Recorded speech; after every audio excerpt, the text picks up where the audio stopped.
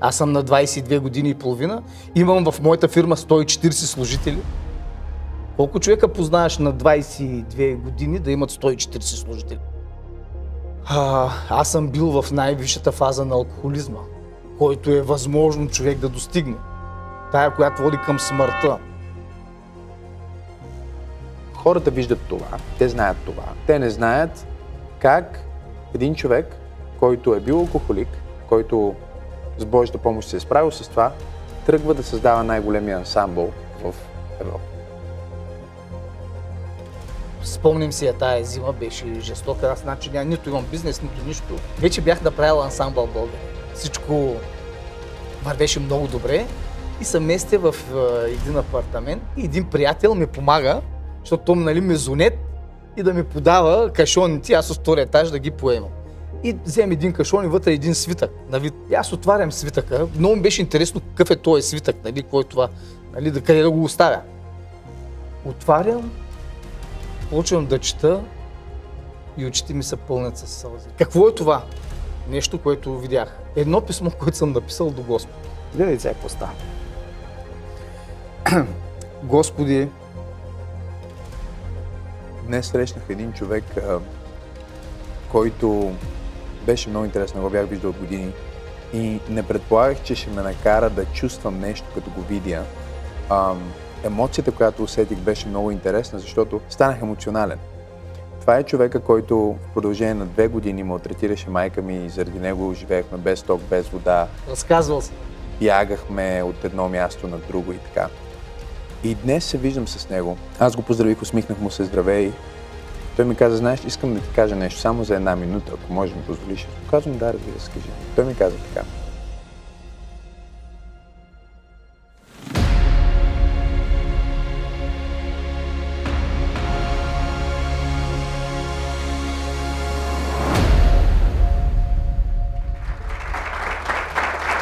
Здравейте и добре дошли отново в Бизнес стая.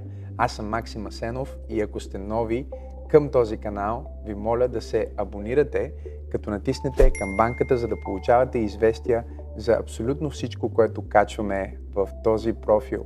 Ние правим тази бизнес стая в едно пространство, в което аз каня моите най-добри приятели, интересни инфлуенсъри, бизнес хора, артисти, за да си говорим за живота, за бизнеса, за лидерството и за това как да бъдем по-ефективни предприемачи и ръководители в 21 век. И днес, очевидно, както вие можете да прочетете в заглавието на това видео, един от моите добри приятели, Христо Димитров, е на гости. Така че, Христо, казвам ти добре дошъл в Бизнес стая. Добре заварал. Христо Димитров, ако трябва да започна с твоето био, ако трябва да разкажа за теб, бих могъл да разкажа толкова много неща. Ти си създател на ансамбъл Българе, на всички продукти с марката Българе, които са много, на един от най-големите, ако не най-големия фолклорен фестивал в България, в Жеравна, изключително преживяване. И вече си автор на книга, която е изумителна теория за алтернативната загуба, която всеки, който слуша този разговор, може да си поръча. Ще сложим също линк в описанието. Освен всичко това, имаш над 20 държави, в които сте изнасяли спектакли с Българе, на които ти си хореограф, в които ти самия също си участвал и като артист. И си изключителен мислител. Това е едно от нещата, които хората не знаят за теб. Всеки път, когато се видя с теб, ти имаш някаква нова идея, някаква нова концепция, по която работиш. И съм толкова щастлив, че откликна на поканата да бъдем заедно в Бизнес стая и да си говорим за лидерството, за бизнеса, за живота. От няколко години си и ръководител на телевизия BG+, която е изключителна телевизия с кауза, по която и аз се включвам всяка неделя на живо и след това има повторения през седмицата, както и много други интересни предавания. Обичам да започвам разговора с гостите си с един по-семпъл въпрос. Как си днес? Супер. Отлично.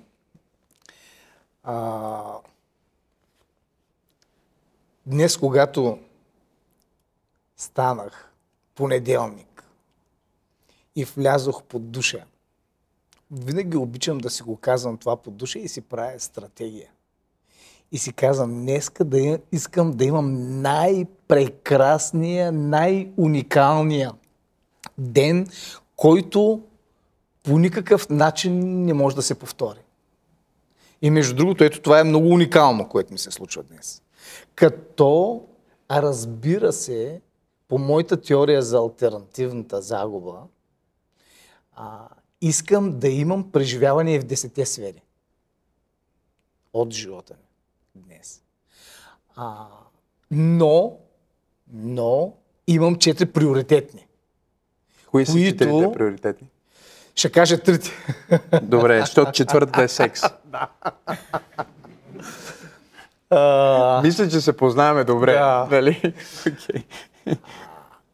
Много хора не си правят стратегия за секса през годината. Всички в залата. Значи, ако ги питаш бизнес стратегията, как имаме план, всичко, кой месец, какво става, какъв ръст ще направим и така нататък. Обаче, ако им погледна стратегията за секса, нямат. Ще имат алтернативна загуба там. Просто гарантирам. Другото нещо, което е много важно, е бизнеса.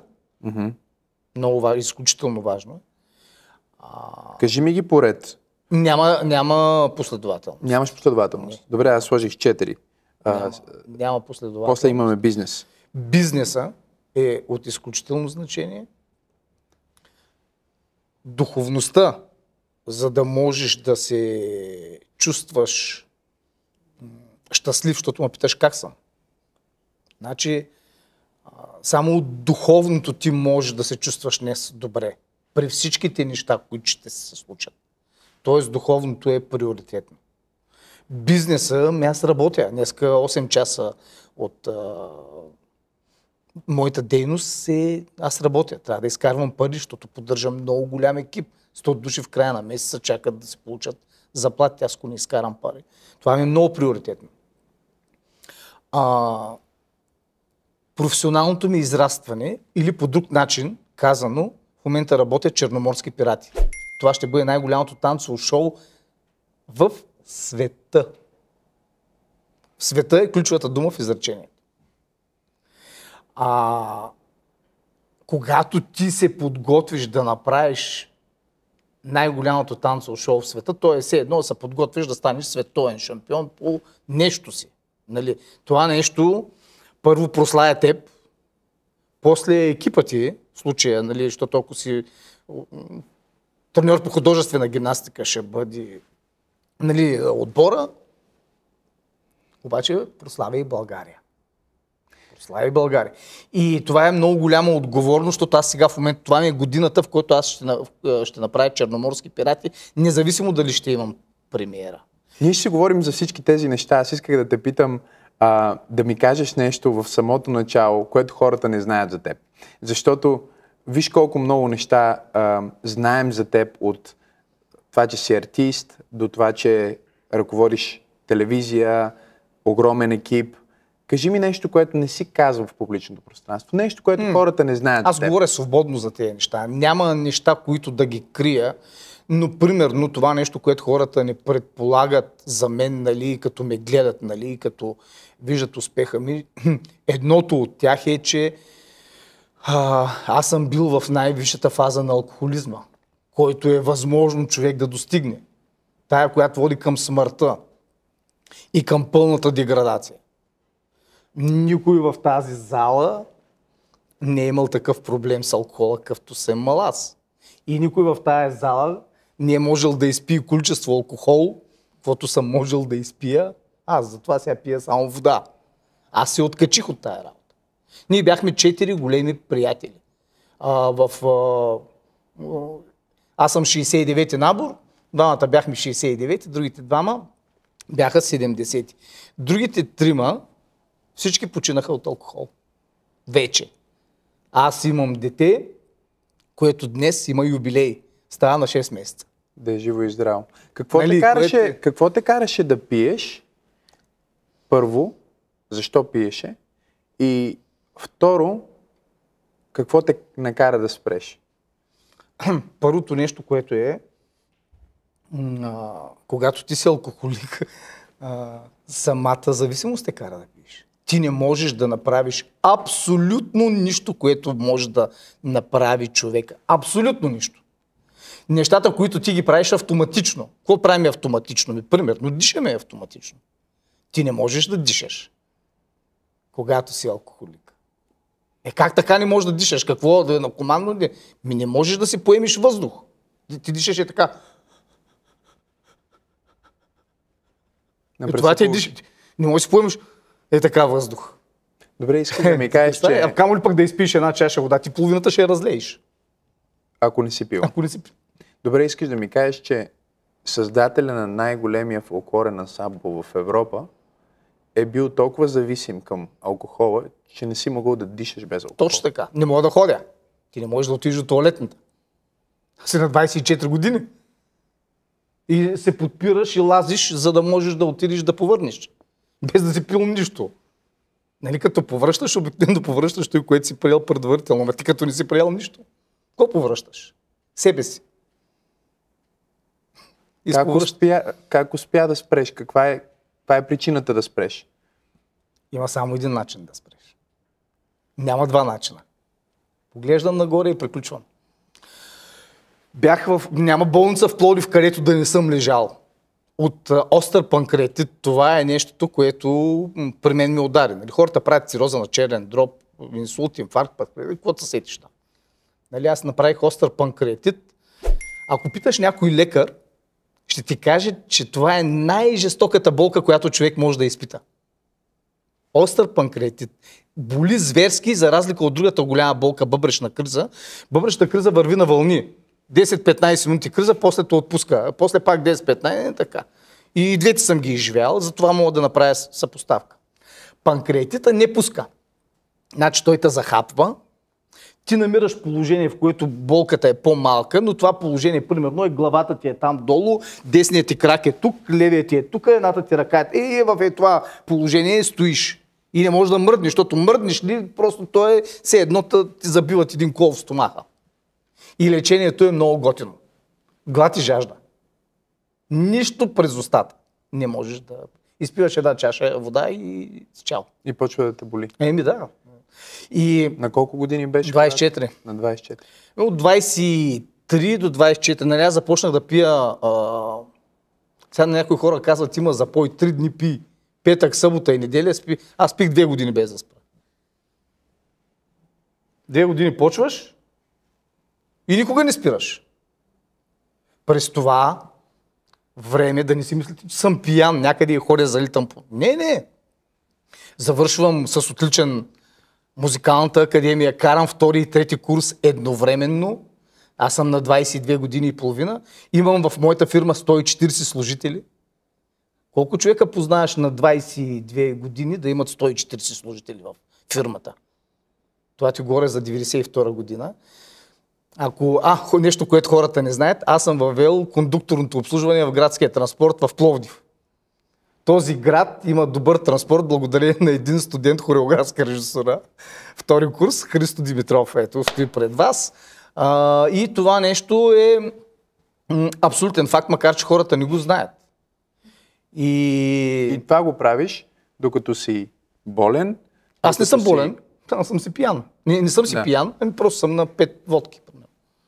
Ама си говоря така, както с тебе, ти не можеш да усетиш. Но ако не ги изпия, не мога да говоря въобще, аз няма да мога да дойда. Разбираш ли? Как можеш да пиеш, примерно, докато си студент? Веднага ще ти кажа как. Много просто. Първо имаш шофьор, защото имаш пари. Аз имам 140 служителя. Сега ще намеря, имам 141. Шофьора идва, взема струната от вкъщи, аз съм на 3 водки. 8 часа. Аз съм станал в 5 часа, избърснал съм се, изкъпал съм се. През това време си пия, се наливам в чаша. Си помислите, че някой... Ти си имаш бутилка и си пиеш от бутилката. Нали, ходиш, бръсне се, къпи се, так, подготвиш се за това, шофьора идва, вземата, ти заминаваш, отиваш. Нали, изкарваш първия час, ама като мине 1 час вече без да пиеш 45 минути, става проблем.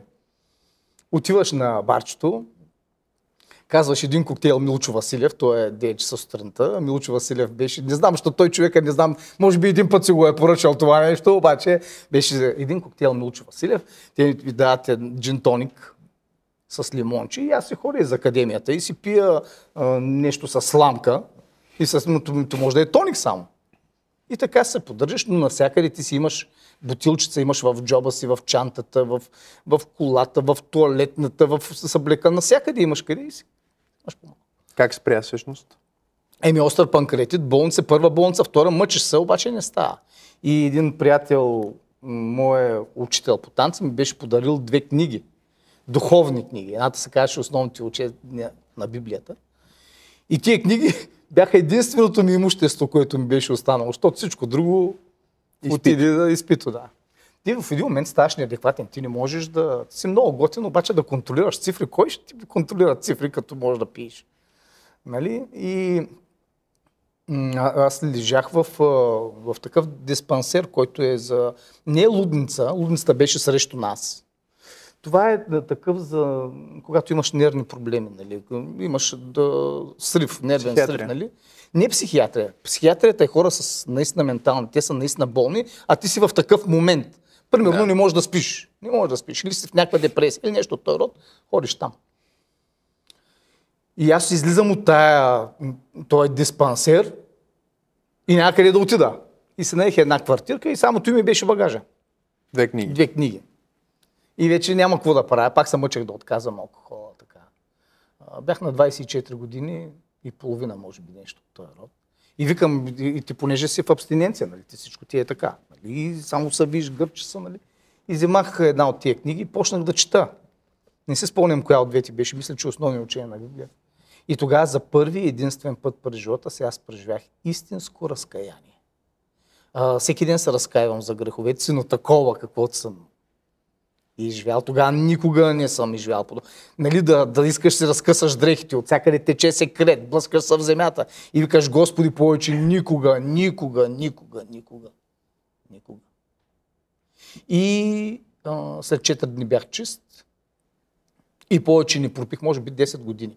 След като създадах ансамбъл България, и така си викам, то всичко мина, дай лекичко пак да почна, винци, това. Обаче като усетих, че отивам пак в тая посока.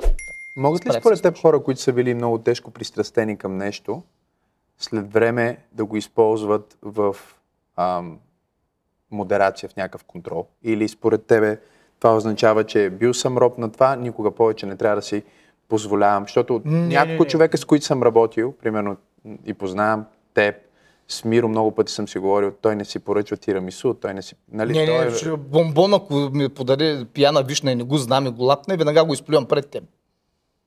Няма да го глътна това. Тирамису в никакъв случай. Сам ти, докато ми го сервира, че го усетя. И знаеш ли, това ми е едно от логични заключения. Това не е прозрение. Тоест не съм стигнал до него както другите, както теория за алтернативната загуба, да ти го даде за 2 секунди някой това нещо. Това е логично заключение. И си го написах даже тази събота в бележника. Ако искаш да се откажеш от нещо, нали, каквото и да е то, никога при никакви обстоятелства и никакви условия ти повече не трябва да правиш компромис с това. Никога. А пък ако ще то да е хляб. Каквото да искаш. Почнеш ли аз сега няма да го ям това нещо, ама сега покрай Велик ден ще такова, или за рождения ден, или сега на сватбата ще опитам тортата, няма да откажеш захарта по този начин. Единственият вариант е, когато тръгне, никога, при никакви обстоятелства, и тогава ще се откажеш от това, което искаш. Няма друг вариант. За мен това е мое логично заключение на базата на това, което съдя по себе си и на това, което съдя по околните. Добре, значи имаме младия Христо Димитров, който развива този порок. Всъщност на колко си почнал да пиеш? Това е... На 8 клас. 8 клас, но алкохолик станах. Знаеш ли кога разбрах, че съм алкохолик? Кога? Трябваше да ме острижат за казармата. Не за казармата, за военна. Аз съм карал военна школа за шофьори преди това. Тя е пак в военна, само че не е в казармата. 5 месеца и 11 дни. И когато отидох да ме постригват, 0 номер, защото Отидох без да съм пил. Нали, не бях пил. Да. Нали. Аз съм бил на 18 години. И не можех да стоя на стола и той да ме постриж с машинката без да треперя. Тук има човек, който е браснар.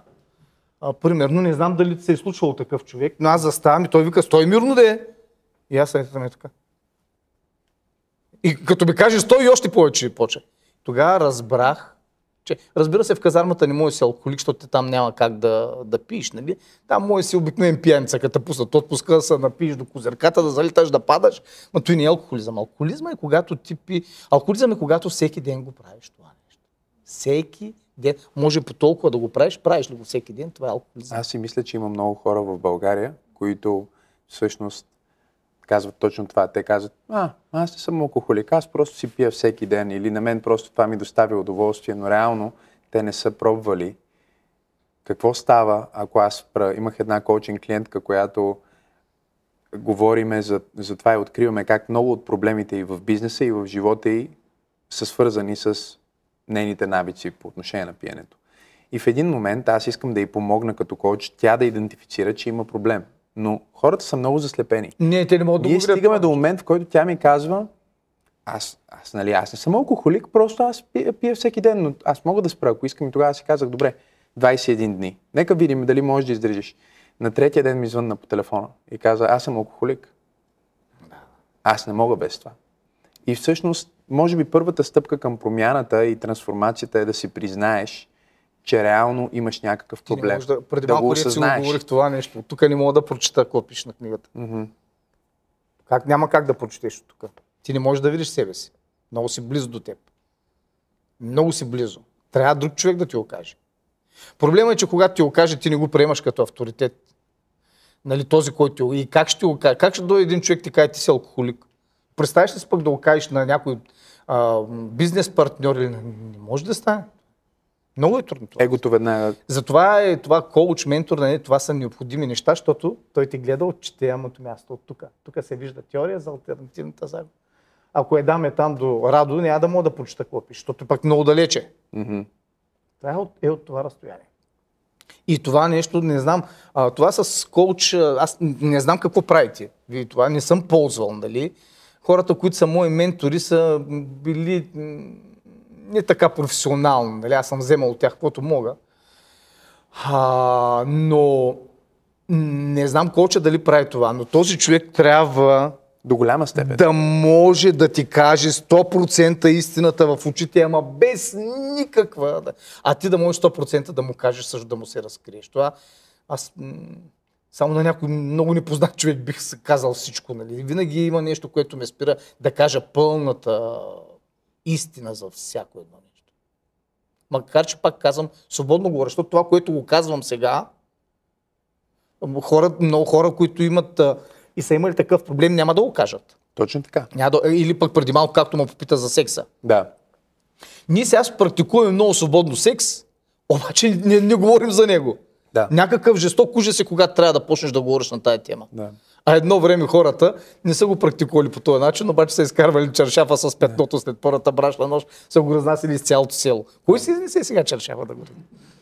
То няма да има нищо на чершава в повечето случаи. Мисля, че... Кръв от патка. Дали, и там е въпроса, но всяко нещо, което се свържи с много срам или се превърне в тема табу, хората не спират да го искат, не спират да го търсят, не спират да го намират, но единственото, което всъщност се случва, е, че го намират по грешния начин, търсят го по грешния начин и прекарват голяма част от живота си в колелото на хамстера, в което са от една дупка в следващата дупка, но реално не се предвижват напред.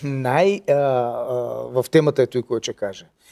Ние имаме 3 големи грешки, които правим. Едната от най-големите ни грешки е, че вървим към целта по възможно най-заобиколния начин. И това го правим всички През цялото време. През цялото време.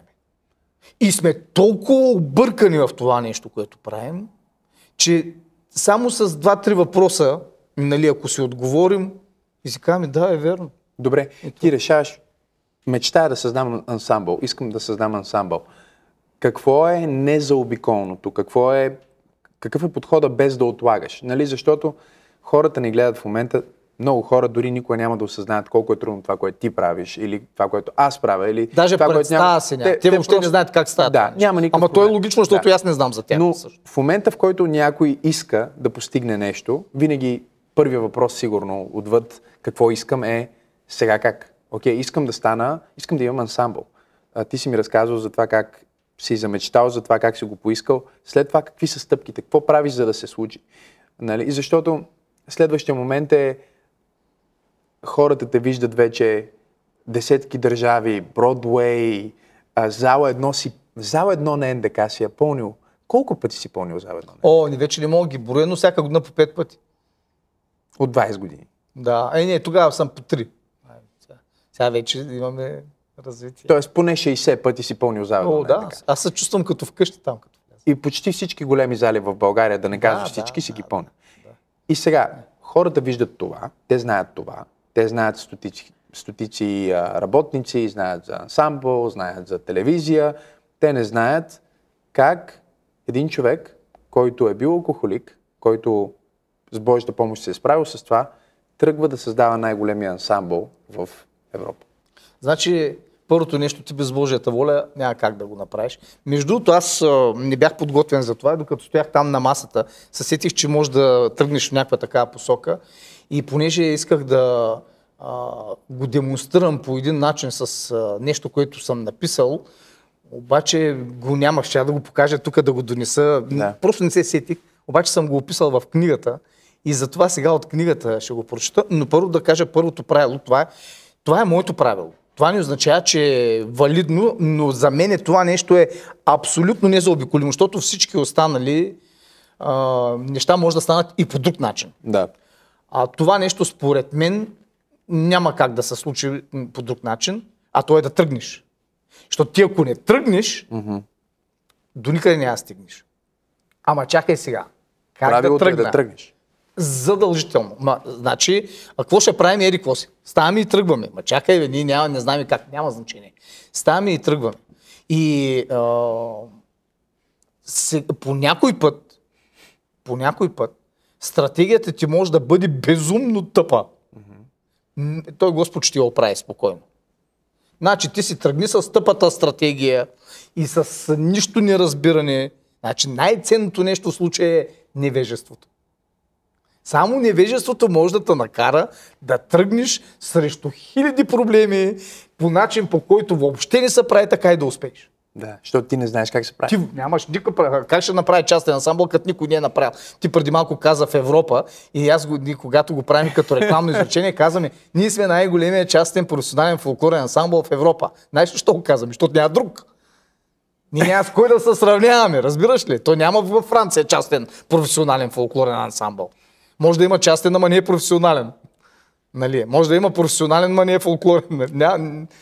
И ние за това го казваме той нещо, защото аз няма откъде да взема някъде да прочета. Нали, ако се занимаваш с недвижими имоти, вземаш една книга или 100 книги за недвижими. Да. Ма частен ансамбъл няма такова чудо. Да не ти говоря как е организирана държавата при нас и как тя субсидира културата, защото всеки един бизнес, тук изборихме много бизнес, тук всеки... Ако го подложат на това, на което сме подложени ние, аз ви гарантирам при всеки един от вас фалит за една седмица. На това, което правите. Защо казваш това? Искаш да обясниш малко за това, което Да, искам да го обясня. При нас в културата, значи ние направихме реформа към пазарна икономика след 89-та година. Да. Във всички сфери с изключение на културата. Тоест цялата система работи пазарно с изключение на сферата на културата. Там сме в ТКЗС-та, има още, нали, всичко това нещо си е държавно. Като структура. Ние сме в социализма, в културата. Там сме си в социализма. Тъй, сега. И какво се прави? Значи, примерно, има други ансамбли, които не са частни. Да ги наречем. И държавата ги субсидира тях с 600% върху оборота. Тоест, ако ти имаш, примерно, 1 лев, те ти дадат 600. Да, фризьорски салон. Днеска си направил 1000 лева оборот, отчиташ 1000 лева по касов апарат и държавата да 6000. И ти вземаш от този оборот 7000 лева. Ама другия фризьорски салон, където не е държавен, той си имах само 1000 лева. Толкова сме оборота Той прави 1000 лева оборот като държавен и му стават 7000 лева неговия оборот, а пък другия прави. Айде сега се представи по какъв начин, коя дейност ще може да издържи на така зверска дотация на държавния сектор. Представи си хотел, държавен хотел, отиваш в стаята, лукс и струва 30 лева. Щом? Защото държавата му дава още 180, за да спиш ти там. И той взема 210 лева от той, че ти влиза, пък ти плащаш 30. Аз няма ходя в други хотели, освен в това. Ело ги, 21 години съм подложен на това нещо. Сега и знаеш кое е най-интересното, че те казват, ама чакай, нали, тук едните са частни, другите държавни, ние субсидираме държавните, защото нали, сме държава. Тъй де, ама държавната болница е частната болница, нали частната болница е частна. Ако ти си щупиш ръката и ти е по клинична пътека 1000 лева и отидеш в държавната болница, 1000 лева отиват в държавната, там къде отиваш ти. Ама ако ти отидеш в частната болница, тези 1000 лева отиват в частната болница. Къде? Тоест парите следват пациента. По същия начин парите следват ученика. По същия начин парите следват пътника. Клиента. Но зрителя, ти ако отидеш да гледаш ансамбъл Филип Кутев, билета ще ти е 20 лева, защото държавата ще му даде още 120 лева на него. Ако отидеш да гледаш ансамбъл Българе, колко дадеш, толкова се. Тоест ти си ощетения. Ти си дискриминирания. Теб те дотират само ако гледаш определен вид култура. За другата култура, той че си платил данъците и няма значение. Аз го разбирам много добре, защото ние сме протестантска църква. Много е... Ние не получаваме никакви помощи от държавата, никакви помощи за ремонти на сгради, никакъв бюджет няма за това. Нали? Долу-горе, да, по същия начин. И това нещо, когато ти си подложен на и като дойде един COVID, и като ти кажат, нямате право да извършвате дейността. Добре, аз този ансамбъл, какво да го правя? На всички останали държавата им плаща заплатите. Колко ти беше сметката на месец, на телевизията, на ансамбъла, на всичко по време на COVID? Към 100 000 лева. 100 000 на месец. Ти всеки месец трябва да ги даваш тези 2 години. 2 години. 2 милиона и 400 хиляди. Без да имаш, нали, тя е телевизията. Близо. И имала приходи. Нали, някои неща сме ги правили, но не можем да извършим концертна дейност. Как се справи? Пак поглеждам нагоре и... Добре, виж сега. Примерно, Митко ли беше от Бургас? Или как? Митко. Ти в Глав Булгарстрой каза, че работи. Собственика на Глав Булгарстрой Симеон Пешов по това време. Викама на среща. Да. И аз отивам. Нещо ще правим. Сядам при него и он е секретарката извика, так и ми даде един плик с пари. Даде ми 20 000 евро. Викам, за кого ми ги дадеш тия пари? Ами започва COVID сега, като е страшно, вас ви забраняват. Вика, вие трябва по някакъв начин да оцелите. Ето това е моето. Аз не съм искал пари. Свръхестествен начин. Хора започват да ти помагат, да те подкрепят. Между другото, с хора, които ни подкрепяха, превеждаме някои пари в сметката, аз не мога да го намеря кой, аз не знам кой е. Почваме да превръщаме се в детективи, да намерим кой е този човек. Сега сме големи приятели с тия хора. Една фирма, Ерато Агро се казва от Филип. И все пак най-важното е да тръгнеш. Защото ако не тръгнеш, нищо от тези неща не могат да се случат. Да дойдем по същество. Значи идвам тук в този град, София, не знам нищо какво се случва. И спомням си, тая зима беше жестока. Аз значи нито имам бизнес, нито нищо. А всъщност имах един бизнес, и минерални мазилки. Зимата минерални мазилки, нали се срещаш, че много не върна. Вече бях направил ансамбъл Българе. Всичко вървеше много добре и се местя в един апартамент, където сега сестра ми живее. Един приятел ми помага, защото той нали, мезонет и да ми подава кашоните, аз от втория етаж да ги поемам. И взем един кашон и вътре един свитък на вид.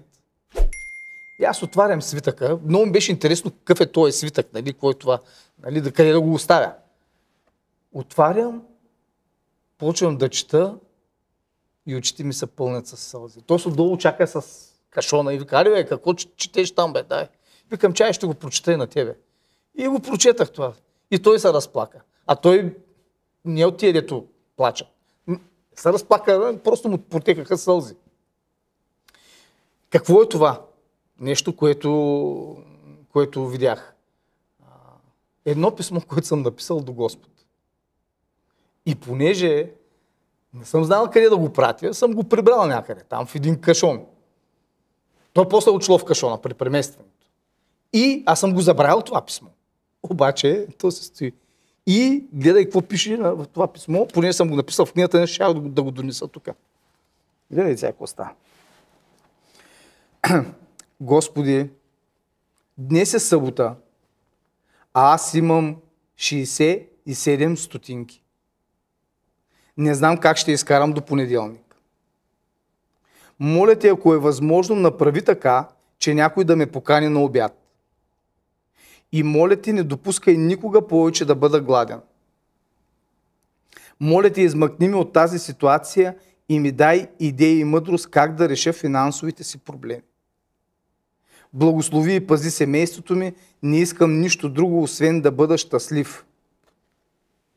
И моля те, помогни ми да създам най-големия ансамбъл в света. Моля те за това в името на Отца, Сина и Святия Дух, но все пак нека бъде Твоята воля. Амин. 14 април 2001 година. Значи аз имам 67 стотинки, нямам какво да ям, моля го някой да ме покани на обяд, че трябва да изкарам и събота, пък и неделя, пък и така. И между другото, наглеца, го моля да направя ансамбъл, ама най-големия в света да направя. Значи аз тогава не се спомням някой дали ма покани на обяд, обаче след една година и половина този ансамбъл беше факт. Аз не знам как се прави, нямам представа, имам изключително сериозен финансов ресурс от 67 стотинки. Нали ти ако вземеш сега, извикаш един икономист да ти направи стратегията и он ти казва какво ще правиш и ти му викаш фолклорен ансамбъл, той първо ще изгони. Нали, що чакай, какво ще, бизнес стратегия за фолклорен ансамбъл ще печелиш, да. Аха, добре, окей. Каква ти къв ти капитал ми 67 стотинки? Сега съм сигурен, че тук всички имате повече от 67 стотинки в тази. Не ви пречи тогава нищо да направите най-голямата фирма в света, за каквото и да е там. Каквото ще решите да правите. Ама аз тръгвам да вървя в неправилна, погрешна посока, обаче се движа. Пристига, появява Саян и ми дай повече от 2 милиона лева ми е дал този човек, за да направя този ансамбъл. Кажи ми сега с инвестиция от 67 стотинки, колко време ще да ми е необходимо да спечеля 2 милиона лева и да ги инвестирам в една изключително недоходоносна дейност, която трябва да се дотира всеки месец, защото държавата просто отпуска 600% на твоите конкуренти.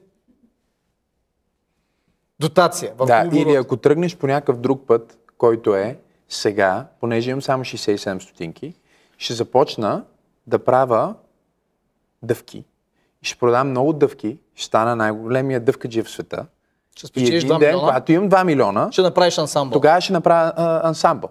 Тоест, това е грешно. 2050 година. Защото заобикаляме отново. Да, това е най-заобиколният път. Ние правим с всичко това. Ние вървим по заобиколния път. Ако ще правиш нещо, ставаш и тръгваш директно към целта сега. В този няма значение, че нямаш...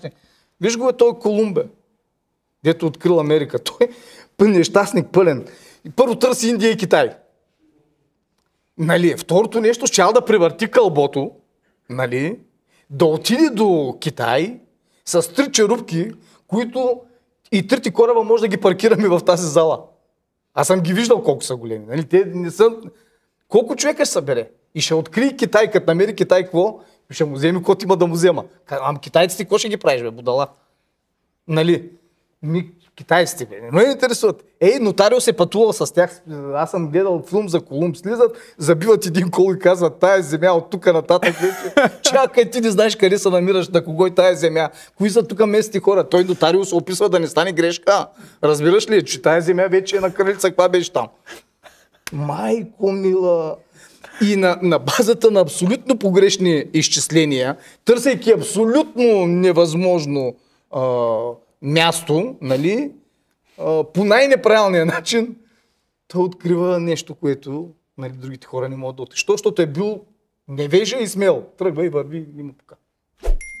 Ето това е начина, по който винаги се подреждат нещата, когато тръгнеш да правиш. Ако тръгнеш пък да правиш нещо хубаво, нали, което е благословено това нещо. Почва да се появяват Ян, почва да се появяват хора. Някакво, цялата вселена започва да работи за теб. И аз викам, чакай, аз не станах центъра. Значи ако в Куба стане нещо, в това полза работи. И ти викаш, бре, Господ го може това. Да направи всеки един от нас център на вселената. И около нас да се върти цялата. Не знам как го прави, обаче го прави, може да го направи. Тоест всички ние по някакъв начин ставаме център. И всичко се върти, така се върти, че е в наша полза. Сега, хубавото е, ако си в контакт с него, нали, да можеш да го хванеш това нещо и да го искаш, защото аз все пак съм написал писмо. Нали, как се почувства, като го намери това писмо и осъзна, че ти се случва и че един вид Господ ти отговори? То се беше случило вече. Да. Нали, аз като го гледам, сега ще кажа как разпечатах си една и такава папка с празни листа и на които пише отгоре: Господи, в Йоан там 24 кой беше стих, а ти си обещал, искайте и ще ви се даде, каквото поискате в мое име. Всеки ден започва да пишеш писма. Ето защо, базирайки се на това твое обещание, аз искам бам-бам 2 точки. Празно място. Цъка. Пише се отдолу амин, подписа, датата и го фърляш някъде. Много те неща ли са ти се сбъднали? Всички. Те се сбъдват всички. И много интересно, като вземеш да ги четеш след известно време. Нали, защото ти ако ги събираш някъде, другия по-лесен вариант да се направиш един молитвен дневник, в който директно може да се пише всеки ден, нали, молитва. Обаче, значи, писането е нещо много... значи те са няколко неща. Мисъл, дума, нали, действие. Обаче като напишеш тая дума, като че ли има по-голяма стойност и повече хваща със сигурност тази молитва, която е написаната. А не само каза. И нещо друго, ти се концентрираш в самото писане, ти внимаваш в думите, които пишеш. Нали, много после, докато другата молитва по някой път, особено тая, която много ме правиш, някой път я правиш много механично. Господи, благодаря ти за храната. Почваш да ядеш. Това е друго. Нали. И от тая гледна точка писаната молитва действа. За какво се молиш сега в последната година от живота ти? Какво е едно от нещата, за които се молиш? Аз се моля за 3 неща. Дай. Всеки ден. Даже като нямам време да се помоля, само към Господи, 3 неща. Първото нещо, което се моля, е Господ през всяка една секунда от моето, 100 от секунда, да контролира моя живот и да бъде изцяло в моя живот. Да няма никакво време, в което Той да не е в живота ми и да не контролира.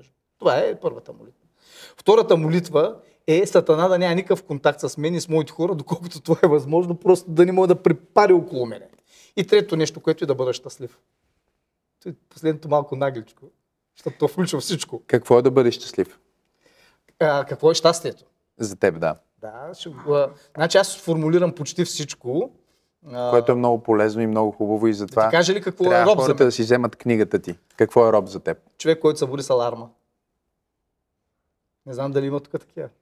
Ако ти звъни телефона сутринта да се събудиш, роб. Категорично. Няма смисъл да... Друго няма да питам с какво се занимаваш. Какво е за мен щастието? Значи, на 31 години започнах да се моля Господ да ме направи щастлив. На 31. До тогава, значи аз съм станал вярващ на 24. До 31, кой знае какви глупости съм говорил на Господ и какви неща съм искал. Коли, моли, апартаменти, някакви си там работи. Но пак е по-добре, че си тръгнал и си почнал. На 31 години си спомням, когато аз викам, аз съм моля за глупости. И тогава започнах да се моля за да бъда щастлив. Обаче, какво е това щастието всъщност? Какво е щастие? Ти трябва да все пак да го формулираш. Тогава получих отговор, че щастието е мир. Мир. Това е щастието. Може би 3 години по-късно разбрах, че не само мира е щастието, а и още една много важна съставна част. Това е любовта. Любовта не е към жена ти, нали? А любовта по принцип, Божията любов, която ти трябва да изпитваш към всички тия хора, които са в тази зала. 10-12 години по-късно, спомням се даже, защото прозренията винаги си ги спомням фотографски. Къде се е случило, Бях на задната седалка на моята кола Крайслер, шофьора караше отпред, минахме покрай Антоново. Точно в момента си го спомня, когато ми дойде прозрението, че още едно нещо трябва,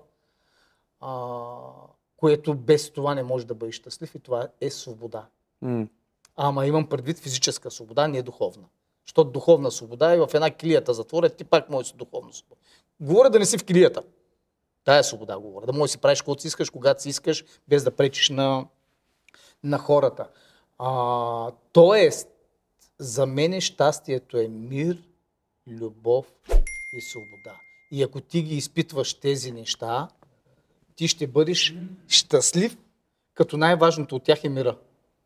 Мира е това, което във всички обстоятелства ти дава този баланс, нали? Тая увереност, че всичко е така, както трябва да бъде. Теория за алтернативната загуба го доказва математически, без човек да трябва да вярва в Господ. Т.е. дори ако не вярва в Господ, то пак работи това, но е по-добре да вярва. Защото тогава ще има любов, ще има мира му, ще идва от Господ, нали, от увереността. Защото другото нещо, виж, ако ти не вярваш, с всяко едно нещо през алтернативната печалба, ти можеш да кажеш, това е окей за мен. Ами смъртта, когато умреш чисто физически, как ще кажеш, че това е окей за мен? Вярващият човек казва, за мен почва вечния живот, давай да умирам колкото се може. Няма страх от смъртта. Докато ако не вярваш в Господ, всички други неща, можеш през здравата логика да видиш, че това нещо работи в твоя полза. Най-малкото, което е, че всеки един от нас тук е имал огромни проблеми и ако сега си ги погледне тия проблеми от гледна точка на преди 20 години, той ще каже, да, това нещо работи в моя полза. Без смъртта.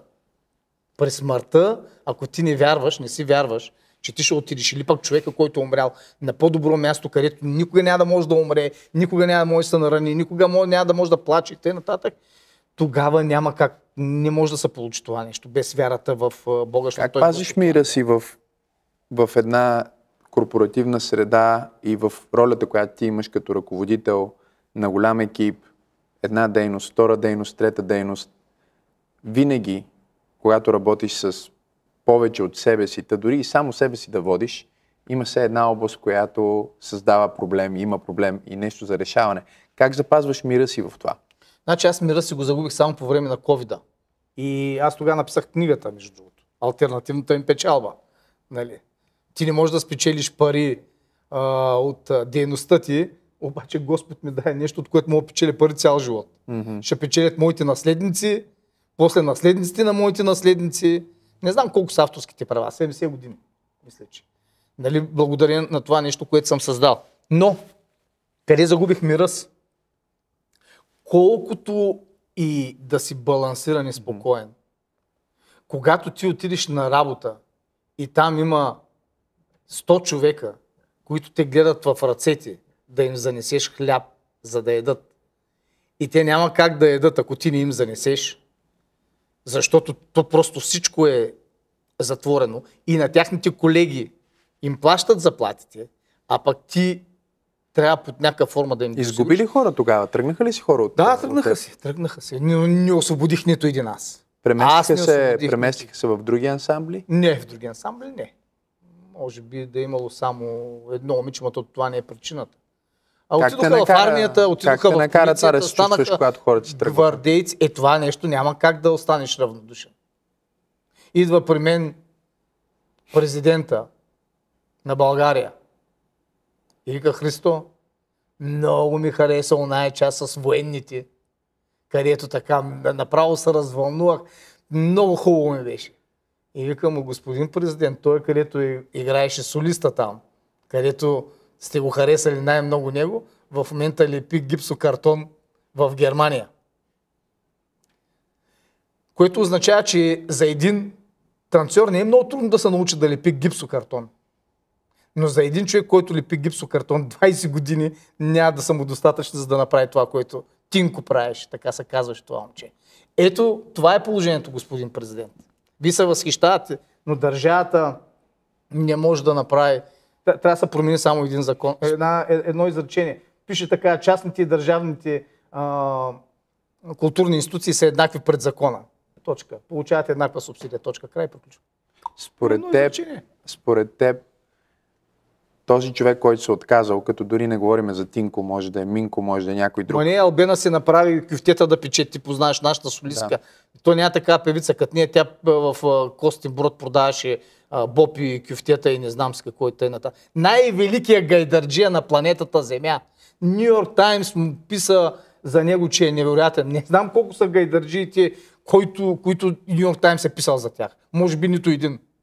Веско Козмов продаваше прах за пране по магазините. Вика, знаеш кое най-много не ми харесваше? Не ми е проблем, че продавам прах за пране, ами като влизах в магазина и продавачката ми викаш, ще там, отиде там въгъл и чакай малко, че имам да си обслужа клиенти. Тук и това е човек, за който Ню Йорк Таймс пише. Не, той цялата зала стои на крака пред него и Ню Йорк Таймс пише, че е невероятен и му е написал името правилно.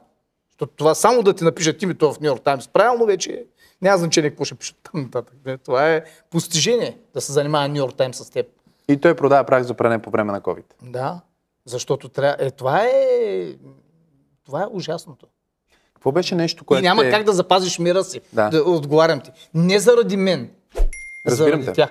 Ако беше някакъв друг бизнес, примерно какъвто и да е друг, в това число и телевизията, защото телевизията е много важен фактор. Нещо невероятно. Абе, затваряй ми капенците, бие и катинарите, една клечка кибърча ударя и край. Въобще не ме интересува. Пък ако е някоя фабрика, примерно за бомбони, направо взривявам с дете и въобще не ме интересува бомбони. Ще си построя друга фабрика, каквото искам ще направя. Фабрика за бомбони. Знаеш ли какво е станало на Хенри Форд, на Томас Едисон, като му изгоряла фабриката? Фабриката, с лабораториите, всичко гори, огън, през нощта, страшна работа. И той застана по едно време, сина му бяга там, търси Маркуча да гаси, нали? То лудница, всеки бяга гаси. Той по едно време извикал на сина си там, както се казва, Джон, примерно. Къде е майка ти? Откъде да знам, бе, татко, сигурно спи вкъщи. Бягай да я събудиш, никога няма да види така величествена гледка. Фабрика. Ме пукаме на фабриката. Обаче, когато трябва да убиш хора, които са жив организъм, деца, който променя цяла България. Не за децата, те няма да умрат от глад. В България никой не е умрал от глад. В България умират от преяждане. От глад не умира никой вече. Къде си видял човек да умре от глад? Тези хора, даже ние като правим благотворителни такива търгове, събития, като тая година. Аз казвам, хора, не си мислете, че вие подкрепяте танцорите на ансамбъл България и това. Тези хора, те не са социално слаби, за да ги подкрепите. Те вземат много добри възнаграждения и притежават талант, дето вие тук не притежавате. Да не говоря, че изглеждате по-добре от вас. Вие подкрепяте тяхното дело, това, което те правят. За да може то, защото другите щом ги дотират и той трябва да получи някаква дотация, да може билета да не ти е 200 лева като отиш, да гледаш, ами да ти е 50. Нали, като Любо Пашов, примерно, тук, който прави. Кога ще видят райовци и там спектакъл, нали, кой човека вади парите и плаща? Нали, ако не го дотира, никой няма да го види никога. И той не помага на танцорите на ансамбъл България, защото нямат кремвирши да си купят. Нали, не, делото, то е нелепо да кажеш, аз помогнах на Левски. На какво си помогнал на Левски? Ти си помогнал на делото на Левски. Или на Раковски ще помогнеш. Той е бил милионер. Какво ще му помагаш? Бил невероятен бизнес. Ти помагаш на делото. Или добре. На теб да ти помагат. Няма какво да едеш. Да. Добре, нека те питам това. През целият този период, и след това ще взема няколко въпроса, които са от бизнес стаята, от хората, които са с нас тази вечер. И между другото, ако вие гледате този подкаст и искате да бъдете на живо някой път, можете да кликнете на линка за регистрация в описанието и да кандидатствате, за да бъдете на една от тези бизнес вечери. Исках да те питам, през целият този период, какво те държеше? Към какво се връщаше, примерно, защото съм сигурен, че сте минали мисли през ума, дали сега не е финала, дали да не се откажа. Това е човешко и е нормално. Бих се шокирал, ако ми кажеш, че не ти е минал през ума. Какво е нещото, което те е връщало обратно в релсите да продължиш да се бориш? Значи, минавало ми, ще кажа кога. Бях ти споменал, че когато започнах ансамбъл българи и станах успешен така и започнах отново да пия. Нали? Не в такива мащаби, както предния път, но когато един човек употребява алкохол, той вече не е той. Няма значение в колко количество го употребява. Но той не е той. Моя пипо е толкова мъничко. Ако в зависимост от количеството алкохол, което пие, примерно ако пие, да речем, по 300 грама, 300 грама е много, 200 грама твърд алкохол, за да стане той отново, е необходимо да не пие поне един месец. Поне 30 дни, да се стане този човек, който си е по принцип. Това продължава да е в системата да работи. Ти не си пиеш от 15 дена, ама пак не си сети. И тогава, понеже алкохол е много силен депресант, тогава почваш да чувстваш неувереност, плахост и да се задаваш въпроса, има ли смисъл? Човек, който е въздържател, такива въпроси не се задава. И защото, когато човека е много му е чисто съзнание, аз съм абсолютен въздържател. Във всичко. Вие не сте виждали такъв въздържател сега като мен. Аз кафе не пия. Кола не пия. Освен вода не пия нищо. Сега вече, нали, захар. Реших да приключа с захарта, защото някой казва, че тя е била 0. И тогава мозъкът е много чист и много лесно правиш връзка с кораба майка. И тогава не ти идват такива мисли. Обаче, когато си с по-разклатен нерв и тая връзка я няма, и тогава почваш да си ги задаваш. Мислил съм си ги, но три неща са ме спирали. Първо, вярата в Бога. Категорично. Второто нещо, което е ангажимента към хората. Значи, я ми дал 2 милиона лева, обаче на мен ми е станало тежичко и отивам му викам, братле, много се радвам, че си ми ги дал. И Любо Пашов и ти много се... И на всички ти много се радвам, че сте ме подкрепили, обаче аз се уморих вече. От тук нататък, кой дал, аз отивам на Малдивите. Тоест ти съветваш хората да имат голямо посвещение към другите хора. И това ще ви държи. И към себе си. И към нещо друго. Аз видях какво направи ансамбъл Българи. Ансамбъл Българи промени отношението на българите към собствения фолклор. Това е факт. Преди ансамбъл Българи нямаше нито един клуб за народни танци в България. Поне статистиката е жестока, казвам 0. Значи от 0 сега са стотици хиляди. Сега даже хора, които не могат да ходят танцуват народни танци. Куца с единия крак е така, обаче отива да играе. Нали, то вече е пандемия, това нещо е станало. И това аз виждам как ние го правим. С отношението към националната носия пък от фестивала в Жеравно. Много силно. И така. Тоест не може ти да загърбиш каузата, защото ти е тежичко. Да. Ти имаш отговорност не само пред хората, а и пред народа. Тоест, да ги повторим, защото ти каза 3 неща. Едното е към вярата в Бога. Да. Другото е ангажимента към хората, които са помогнали. И трето, каузата, която ти имаш ангажимент към. Виж само едно нещо да ти кажа. Почти е невъзможно с теоретични отклонения само да бъдеш отдаден на кауза и да бъдеш щастлив. Това нещо не може да се случи. Така е. И ще го кажа защо. Защото хората, които са отдадени на кауза, им липсва какво? Свободата. Те нямат свобода. Много хора от тези много страдат. Почти винаги тия хора жертват семейството си. Венето, после отечеството най-много обичам теб. После отечеството. Ти да тръгнеш да си оставиш жената с невръстно дете и да тръгнеш да превземаш някакъв кораб, за да може с 240 души да се изправи срещу Османската империя, дето ще мине през тебе и въобще няма да усети, че си бил там. Но ти да знаеш, че това нещо ще предизвика невероятен отглас в цяла Европа и ще пробуди и ще доведе до война, нали? Защото поета, революционер, който отвлякал кораба и се дължал като джентълмен и слязал от целно на земята, той ти потекат сълзи от цялата. И да жертва, и не си взимал палтото, като е тръгнал. За да не разбере жена му, че той няма да се върне. Ще прескочи тук до печатницата, ще да е така по сако. А то отива да мре за България. Как да си щастлив? На кое да си му щастлив? Че се зарязваш детето или че ще предадат най-близките хора и че ще те убият после като куче? Аз съм се обрекал на кауза. Аз го знам това и виж, в приоритетите не казах семейството. 4 неща. Не, че ми е по-на заден план семейството. Не, семейството е константа. Аз не мога него да го слагам в приоритет. То съществува. Нали. В момента дъщеря ми е на 6 месеца, казвам, днеска става, нали, едат торта някаква са взимали без захар. С етерични масла, има такива торти. С етерични масла вътре, уникално. Без мене го едат. За да бъда аз тук. Алтернативната загуба. Зарязвам семейството, за да бъда с вас. Искам да те питам нещо. Това сега почва да прилича на някои от нашите беседи, които с теб си правим до 3, 4, 5 часа сутринта в Жеравна. Каква е твоята теория, понеже имаш теория за всичко, за щастието съпоставено с смисъла? Смисъла? Ето това е. Съпоставен с щастието. Каква е твоята теория за това? И дали хората не страдаме, защото прекалено много следваме щастието и не следваме чак толкова смисъла? На мен са ми казвали, даже бях на една вечеря веднъж с група предприемачи и по едно време един супер умен човек ме прекъсна, каза, извинявам се, господин Асенов, искам да ви прекъсна. Можем ли за момент да не си говорим за нещо смислено, да не търсим смисъла, просто да бъде безсмислено за малко? Толкова сме обсебени от идеята за това, че трябва да намерим смисъла.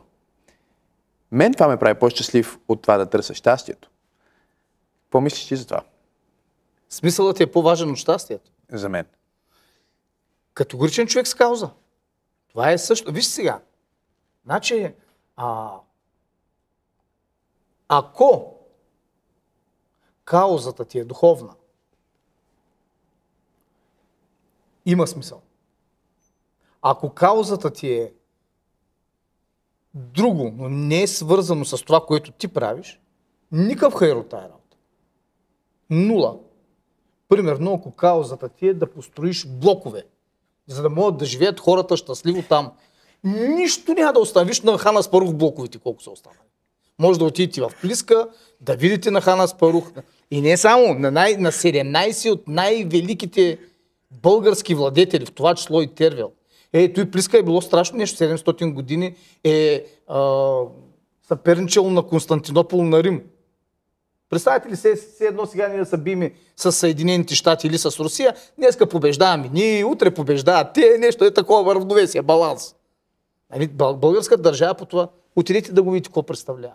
За да видите, че от материалното нищо не остава, духовното остава държавата като нация, като това, което не сплотява, нали, държава, то не го пипаме това нещо, ние не можем да го. Тоест, ако твоята кауза е нещо, което е извън това, няма смисъл да жертваш щастието заради тая велика идея. Знаеш как съм помагал на много хора, които са супер успешни и не са щастливи, да станат щастливи? Едното винаги е благодарността, да ги накарам да са благодарни, защото щастието за мен е едно от нещата, които ти каза към уравнението на мира, любовта и свободата. Аз бих сложил като номер 1 благодарността, защото човек може да има и мира, и свободата, и любовта, и да не ги оценява, и това означава, че отново няма да бъде. Може ли да имаш, ако си любов, ако имаш голяма любов, тя благодарността според мен е вътре. Ти когато обичаш, си благодарен човек.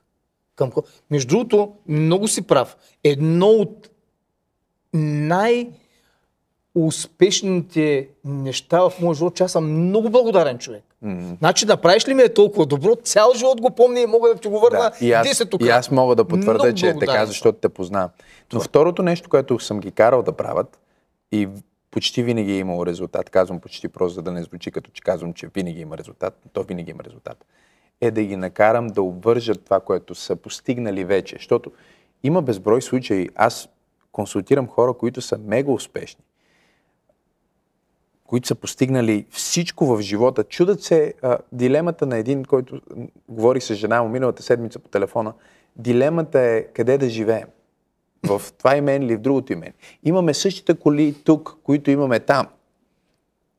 И той също, нали, има ситуации, в които не може да намери смисъла. Не е щастлив. И аз винаги им казвам, нека да вземем това, което сме постигнали и да го вържем с нещо, което е нематериално, нещо, което е духовно, нещо, което е отвъд, като кауза, като нещо по-ценно. И да видим как това ще рефлектира. И винаги резултата е зашеметяващ. Аз мисля, че хората, които търсят смисъла, всъщност са щастливи. Може да не им е приятно през цялото време, защото намират и много печал, но мисля, че те са... Когато аз съм щастлив, примерно, наистина, съм много щастлив. Разбираш ли?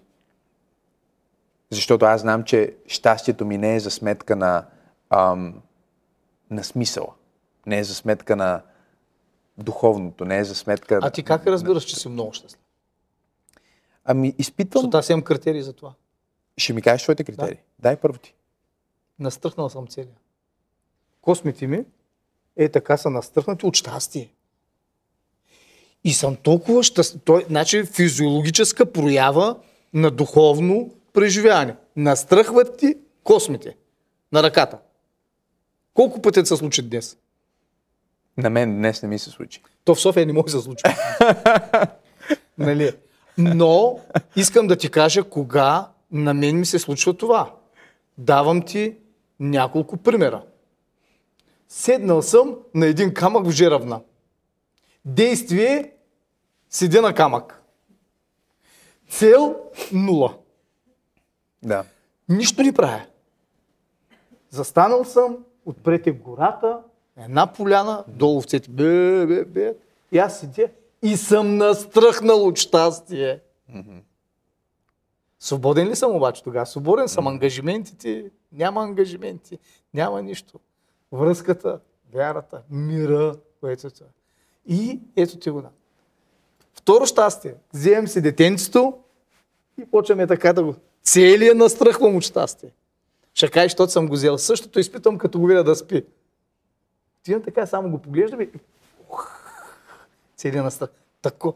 За мен ето това е щастието. Виж, не е обвързано нито с цел, нали, нито с някаква активност. Просто това е едно и това всъщност е най-голямото усещане, което ти можеш да го преживееш. Не знам кое, може би оргазма в секса там. Предизвиквал ли си го? Не може може да го предизвикам, ако отида на Жерав, например. Значи само като отворя вратата и разтоварвам багажа още и съм. Сега обаче веднага ще кажа. Като пиех, не го усещах. Пак в Жеравна, пак на същото място, никога не може да се случи. Постоянно съм преценен, какво става в София сега?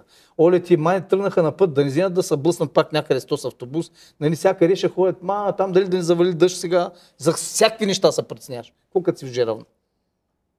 Тоест не става. Тоест има и чисто физиологични неща. Това е въздържанието. За мен е чисто физиология. Там ти трябва да не направиш нещо, нали?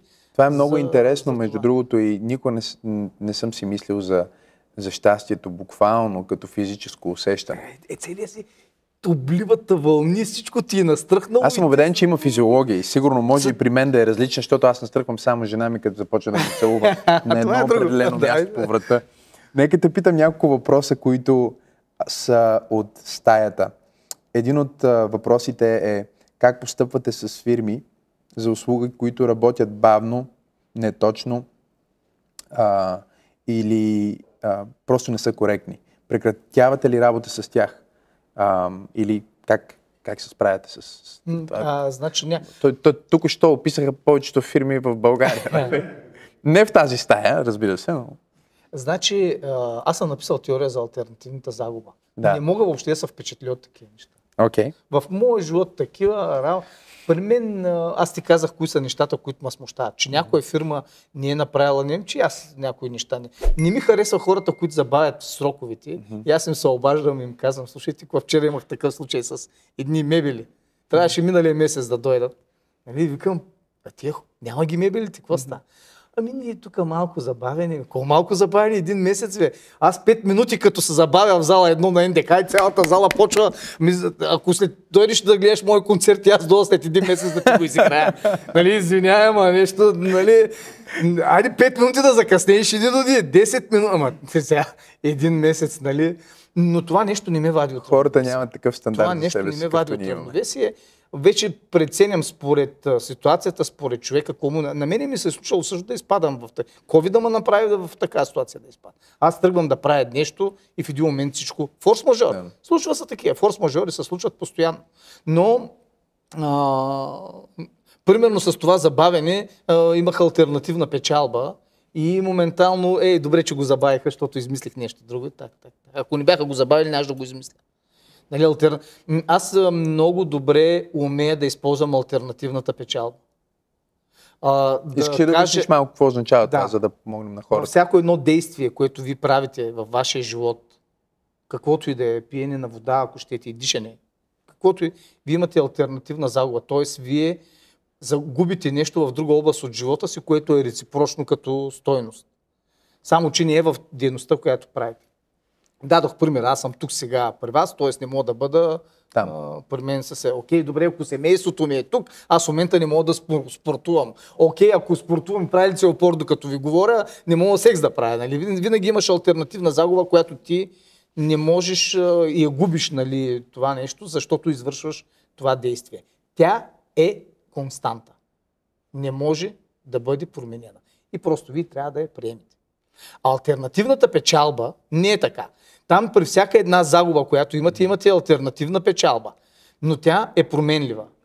Някой път алтернативната загуба е толкова зловеща, нали, загуба на близък човек и така нататък, че ти няма как въобще да приемеш, че има алтернативна печалба от той, че си е заминал този човек от теб и ти да извлечеш някаква полза, но тя ползата винаги има. Най-малкото, което ти променеш мисленето си, той живота ти се обръща, цялата ценностна система, оттам ти ставаш, дето ти ми говореше за онзи голям психиатър ли беше, психолог, който са избили семейството му пред него в концлагера. Нали? Това му е алтернативната печалба, че той е станал един от най-великите.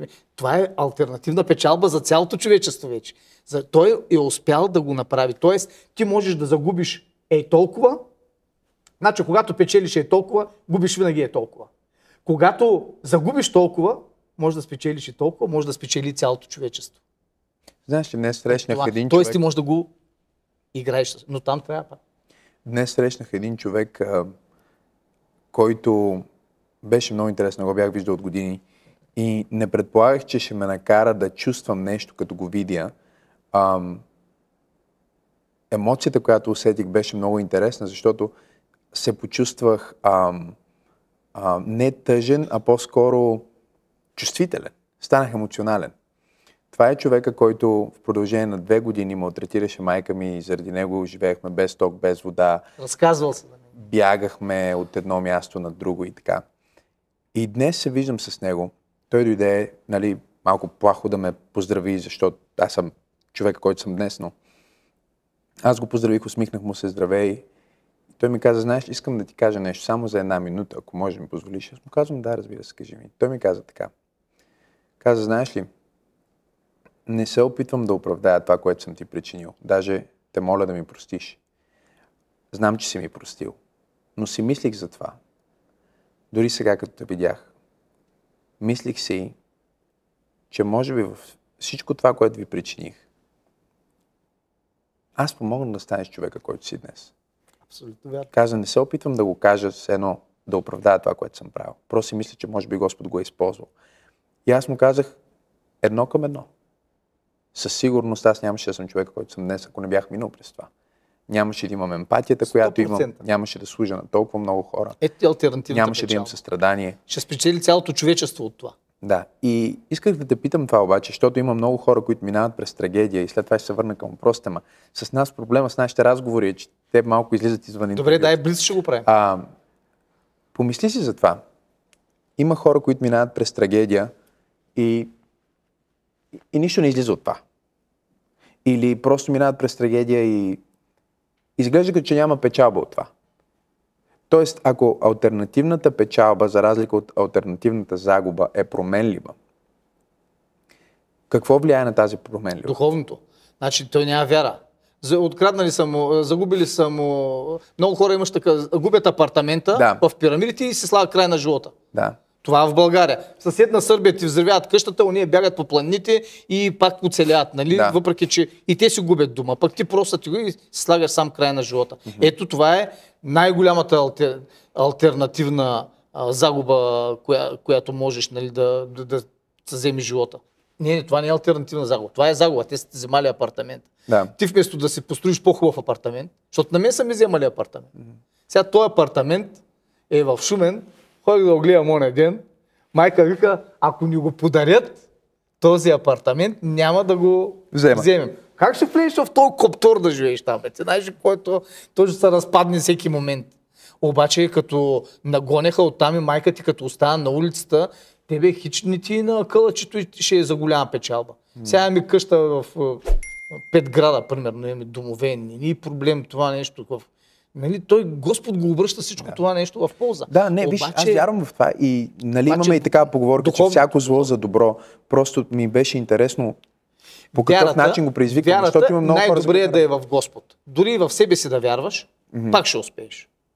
Има много успешни хора в света, финансово успешни, световни звезди, които не вярват в Господ. Тоест те успяват. Знаеш ли какво научих? Аз поне много обичам статистиката и винаги ги помня цифрите, като я кажа. Наскоро бях на един бизнес форум за жените там, където ти казах, и един от говорителите каза, че американците са направили статистика, изследвания, те са много точни в тия неща, и са описали 155 хиляди, пак ще повторя цифрата, 155 хиляди начина да направиш успешен бизнес. Вау. И идва някой ментор, не ментор, ами как се казва, мотиватор, и почва ти обяснява как се прави бизнес. Да, окей, ма има още 149 999 начина. Аз познавам хора, които обичат работниците като свои собствени деца. И познавам хора, дето ги тероризират като роби. И един и другия успява. И един е успешна фабрика, и другия е успешна фабрика. Един е изнася за или къде си, и другия изнася. Съвсем различни подходи.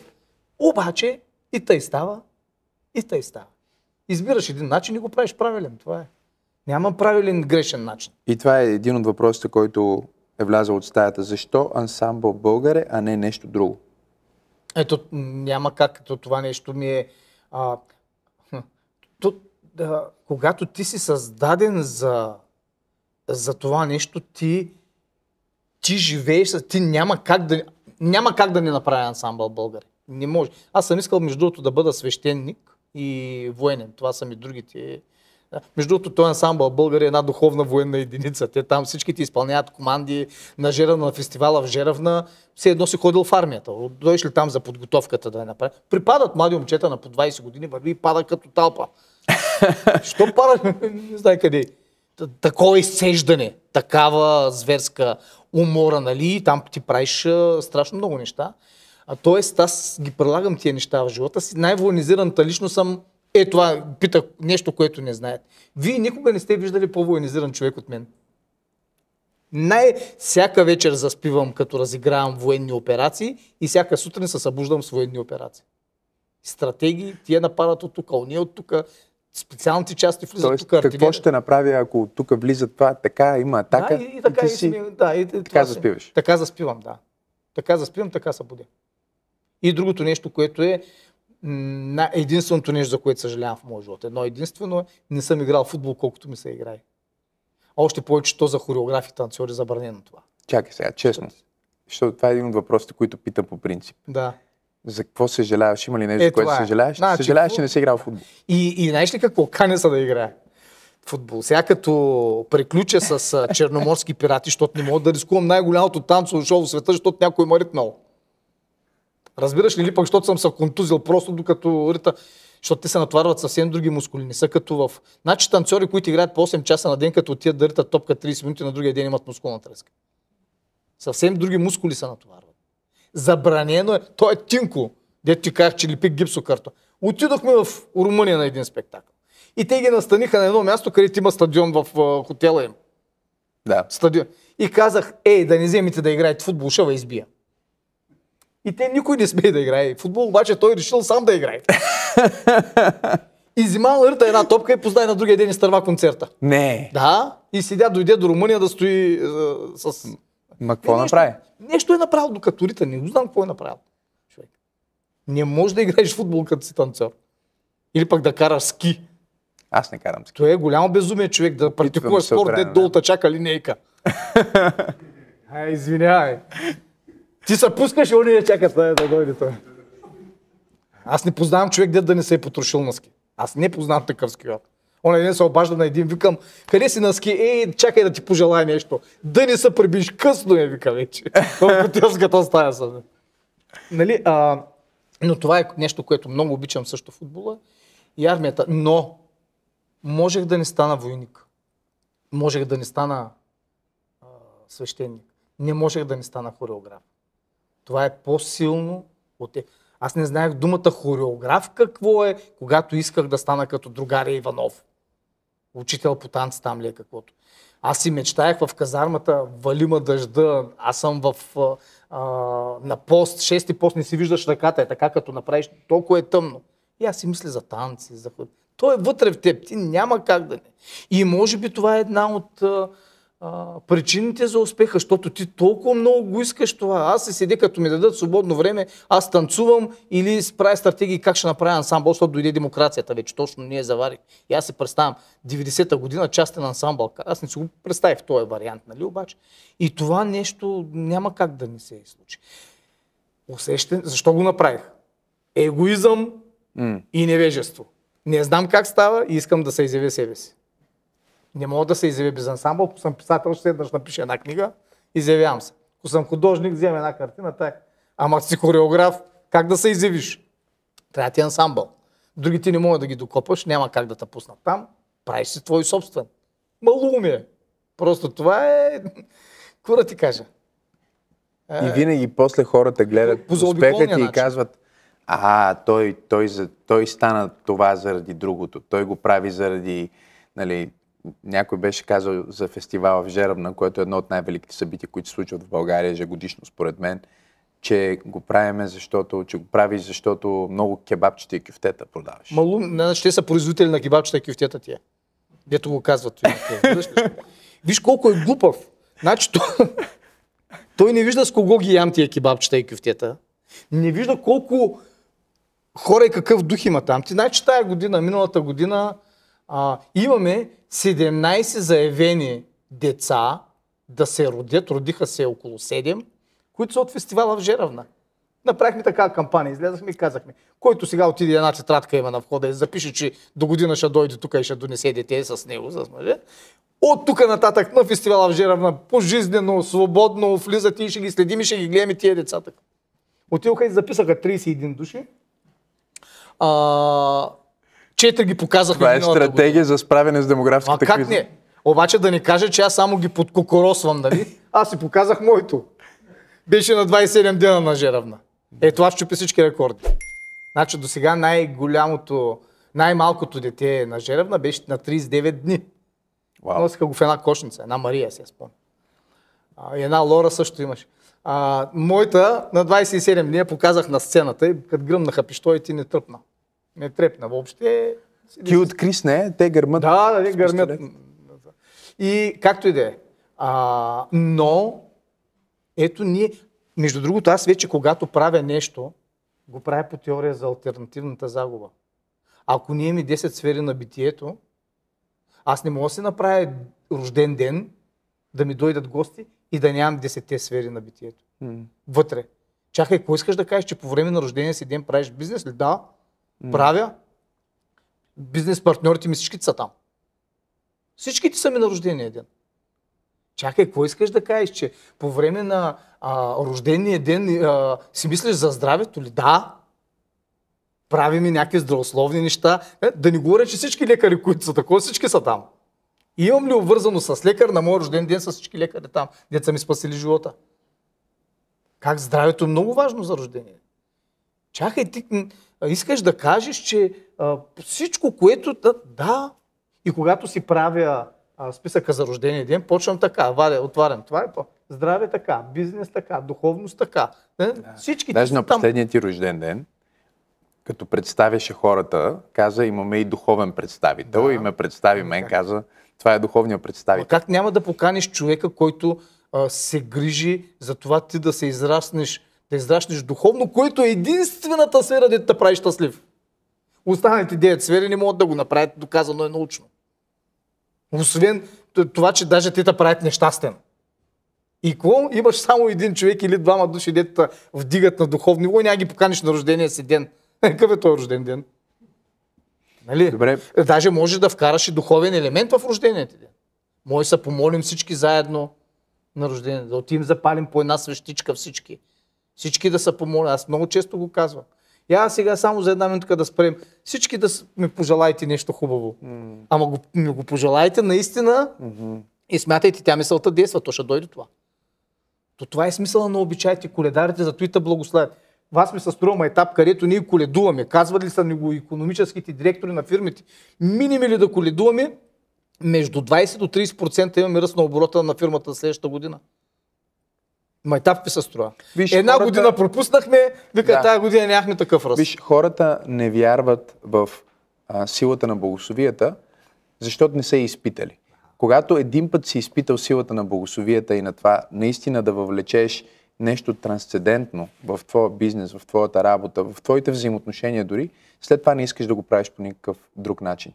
Предишният ми гост остави въпроса за теб и ти ще оставиш въпрос за следващия ми гост. Това ни е традицията в края на разговора ни в бизнес тая. Въпросът, който шеф Манчев всъщност е оставил за теб е: живота повече кошмар ли е или мечта? Сега, за мен ли става въпрос или по принцип? Отговори както ти го разбираш. Ами, за мен живота е изцяло мечта. Аз съм, може би, най-големият мечтател, който ти познаваш. И аз имам списък на мечтите. И понеже 4 са сбъднати, те са оградени с кръгче, обаче остават още 6. Само да уточня, понеже имам определение за всичко. Мечта не е нещо, което е зависимо от теб. Това е цел. Ти си поставиш цел и я постигаш, защото зависи от теб. Мечтата е нещо, което някой друг трябва да ти помогне да го направиш. Ти не можеш сам да го направиш това нещо. Дали е човек, дали е някой, който позна, примерно ако мечтаеш да кацнеш на Луната, нали, трябва някой да го направи това нещо, да го измисли тая технология и ти да отидеш. Защото аз имам така мечта, искам да летя в космоса. Искам да я видя, Земята е толкова голяма. Някъде там, нали, много искам. Това ми е една от мечтите. Чакам да паднат до 100 000 евро. Тия екскурзии. Така че моят живот е предимно мечта. А пък ужаса, през теория за алтернативната загуба, то не съществува това. Това е нещо, това е трамплина, който те тласка към твоето по-добро бъдеще. То няма такова нещо. Това е само в нашите глави. Ама чакай, най-ужасното. Да, най-ужасното. Ма това е зловещо. Да. Така че това е моят отговор на този въпрос. А пък какъв въпрос... Ти ще го напишеш в моят дневник. Аз искам да те питам, ако аз съм предприемач, сега започвам някакво начинание, може да съм артист, може да искам да създам следващия ансамбъл, може да искам да създам ресторант. Има мечтатели, които ни гледат. Какво им казваш в момента? Мой девиз им казвам: тръгвам да изкачвам Еверест. Въжетата ще ги намеря по пътя. Благодаря ти, Христо, за този разговор. Както винаги, мега интересен, вдъхновяващ и каращ хората да се замислят. Сигурен съм, че този разговор ще бъде полезен на много хора отвъд тази бизнес тая и в нашата виртуална бизнес тая. Скъпи приятели, това беше вече главобройката, 4-то издание на бизнес тая и един много силен разговор. Така че точно сега можете да коментирате в коментарите какво ви е направило впечатление, какво ви е докоснало, кой е следващия гост, който бихте искали да поканим и разбира се, да се абонирате към този канал и да споделите това видео с всичките си приятели. Аз съм Максим Асенов и помнете да бъдете успешни и още повече да бъдете щастливи.